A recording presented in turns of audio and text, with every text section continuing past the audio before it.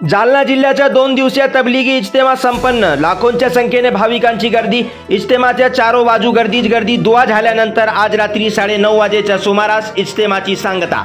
जालना जिल्ह्याच्या 2 दिवसीय तबलिगी इज्तेमा आज दिनांक 4 जानेवारी रात्री 9:30 वाजेच्या दरम्यान संपन्न झालाय। दरवर्षाप्रमाणे यावर्षी देखील मुस्लिम बांधवांकडून 3 आणि 4 जानेवारीला 2 दिवसीय तबलिगी इज्तेमाचे आयोजन करण्यात आले होते।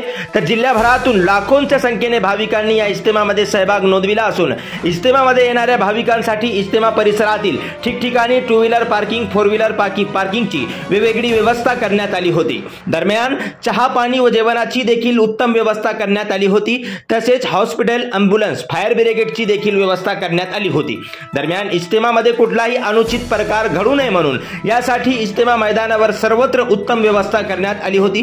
जालना जिल्ह्याचा हे इज्तेमा जालना शहरातून 5 किलोमीटरच्या अंतरावर भोकरदन रोडवर तांबोळी पेट्रोल पंपच्या बाजूला आयोजित करण्यात आला होता।